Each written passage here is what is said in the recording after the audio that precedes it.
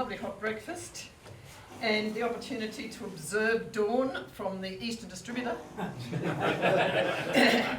and to try for the first time the tunnel, which took me extremely quickly from Ashfield to James Riis Drive.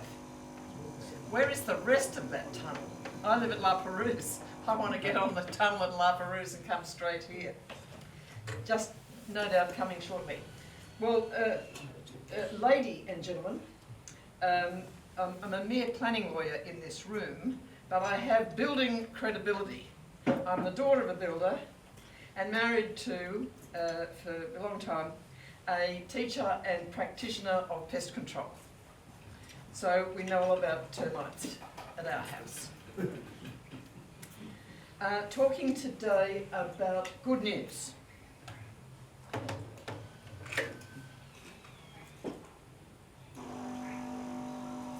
Interim certificates are only changing their names. They are still around in a different form.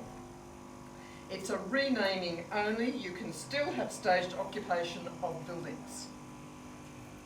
So there we are, renamed, still occupation of buildings, and the new news, the research that I have done, you would not believe it, the number of calls I made to the Department of Planning, says that we're not even going to make the 1st of September deadline. It was the 1st of September 2018 deadline, then it was March, then it was September. Now the new deadline is 1st of December 2019. So until then, it remains business as usual. That's good news, isn't it? So if you're into the law side of things, it's been done by an amendment to the Environmental Planning and Assessment Act, Part 6, Building and Subdivision. For your purposes, I suggest you get onto the website and copy yourself a copy of Part 6 and keep that in the back pocket. Thank you. Going back, just haven't finished that. Part 6. And what we're talking about today is 6.10, restrictions on the issue of occupation certificates. Handily, it tells us it used to be called Section 109H, and that probably meant something to some of you. That's what it was. Now, why on earth is it December and not September? Well, of course, they're not ready, are they? They're just not ready. So, what is going to happen is that the certificate in future will be called an occupation certificate, not hard, and we will add a bracket to that that says for part of a building or for the whole of the building. So the interim certificate that you needed for whatever small bits of the building or building work or even a large part of the building is now a final certificate. There are no movements from interims to finals anymore because some people left it at interim and didn't actually go any further and just left interim certificates around about the place. So now it's always a final certificate, so we'll be expecting, sorry, this keeps moving, not quite sure. The screen keeps going off or something. Okay, I think it's because I've got something resting on there. Let me do that. Okay, so they're always final certificates. If they are a final certificate, one then hopes that the person doing the certification is more careful about what they are certifying. So, new name, occupation certificate. Brackets for those in the area, thank you. Brackets for those in the area for part of a building. That's going to solve the concerns that people have. It's nothing more than that. It can be a certificate for a whole building or part of a building. And they talk about new buildings. Well, what's a new building? It can be doing new building work to an existing building, or it can be doing some building work to an existing building, or it can be a new building, or it can be part of the new building. So nothing magic about the name new building. So it's determined to go to the next slide, so let me go there. Not interim certificates, final certificates. Hopefully, therefore, a better standard of certification. There can be a series of certificates, and yes, you will still have staged occupation of buildings. This is what people are worrying about. You can still have it, it will be certified by a final certificate. The word interim is gone forever whenever they bring this in, possibly the 1st of December. So what's holding it up? What's holding it up is that first of all the regulations don't match the Environmental Planning and Assessment Act. Nothing new, that always happens. So they're still working on the regulations. They still refer to section 109H in the regulations. Secondly, they haven't fully briefed certifiers. And thirdly, they haven't produced the new forms they want certifiers to use. So between now and the 1st of December, they're working on that, hoping it'll come out then, and in that time, the department is promising a series of seminars that will explain these things in words of one syllable. However, the news for the building trade is you can still do what you're going to do, it's just that it's called a final certificate. And that's about all that can be said on that topic. I think it's good news in that the finality of the certification, I'm hoping, brings about a better quality of certification. And the word interim has disappeared forever once we bring this in. Any questions? Please, from a builder's perspective, if the whole of the building work's complete, but he's waiting on some certificates from whatever sources, how can they do an occupation certificate without those certificates, right? Well, they can't, and the answer is they can do an occupation certificate for that part that has got its certificates, and if they're still waiting on something later, they can come back and get the certificates for that part. Okay. So it will still work as before. We've eliminated the word interim. You still need certificates, but they're final certificates. So you won't get a part certificate if you haven't provided the sewage drainage certificates and those No, certificates. you won't get it for that, but there might be things that you haven't done the driveway, then you might get it for the rest of the building, etc. Okay. So it will need some coordination with everybody to work that out. But I think, and interestingly, some of the reasons why they did this was that they found that there was a lot of compliance between the development consent and the construction certificate. There was inconsistency going on there. So they're hoping that this will get rid of that and that they will start to look like what was approved by the council. And that's one of the reasons given for that. One of the other reasons is that, yes, they've divided up subdivision, and they said there's subdivision works and then there's subdivision. And so you can get certificates for those two things, but they've divided the two things up.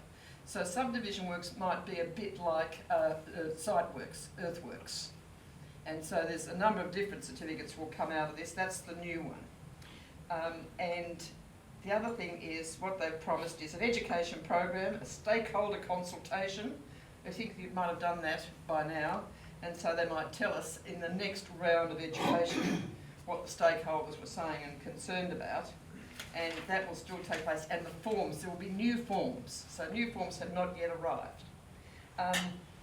Did you know something called a building manual is to be completed by 2020? It's something for specified buildings. I don't have any more information on that, but next year we can look forward to a building manual for specified buildings. And the transitional arrangements are in an act, but otherwise there is something that you can do for yourself in that there's a website called Legislation Updates at the Department of Planning. Legislation Updates. So if you want to know how this is going, keep checking into that and they will tell you. So, a series of certificates. It's likely there's going to be a series of certificates from now on. Will this new certification affect buildings under construction now? Well, that's what we'll know when they finalise things on the 1st of December or whenever. They'll have to deal with that. I've just had an instance in a high-rise where interim certificate was issued, and yes, all the units were complete, but they stacked everything in the fire stairs, which was a problem. And to me, this thing's sort of like arguing the case of being a little bit pregnant. I see. Well, things in the fire stairs sound like a certificate should not have been issued. That's right. Looking forward to seeing better looking certificates, more reliable certificates in the future from this sort of thing. There was a case recently in the media about a building, I think it was in Erskineville, where the units were sold, people had moved in, the occupation certificate hadn't been issued. And I think on the DA, there was a request for soil remediation, chemical issues, and which hadn't been complied with. Would have they moved in under an interim occupation certificate? How would have they been allowed in without an occupation certificate? That sounds to me just all plain illegal. We are very serious about contamination in New South Wales today. I sit on these panels that make decisions. We are not allowed to approve something that doesn't say this site is suitable for the purpose. Suitable for purpose. Those words not there, we don't approve. Not allowed to do so, and we're wrapped over the knuckles in a court case where the court said we had been misled by the council. So remediating something that's been already built is pretty hard to do, and that's a major concern. So panel approvers, and just about everything is a panel or a planner making a decision these days. Everybody is very wary of that. So if it's happened after the event, I think everybody's in trouble. The remediation investigation after that is likely to be highly costly. And what if something's found? Yeah. So yes. In October, I don't know whether you're doing anything with complying development, but councils are supposed to have amended their LEPs to adopt the state government legislation in the SEP.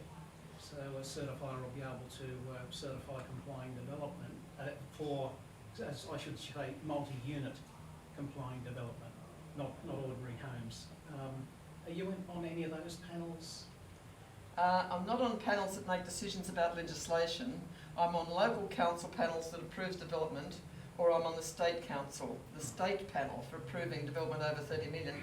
Much of the stuff in Parramatta, I'm afraid to say, I have approved.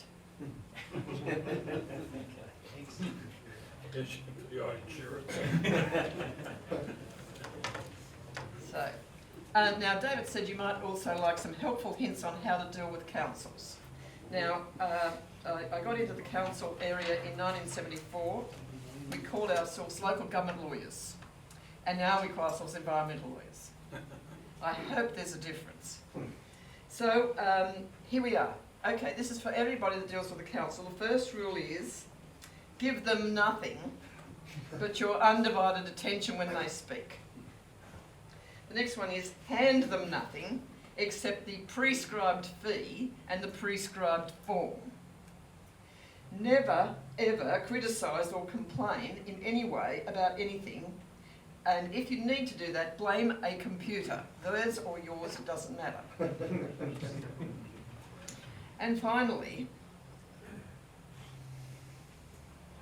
if anything at all goes wrong at any stage, always accept the blame because it's quicker. Since 1974, that's about the best I can do with local government. Thanks very much, everyone.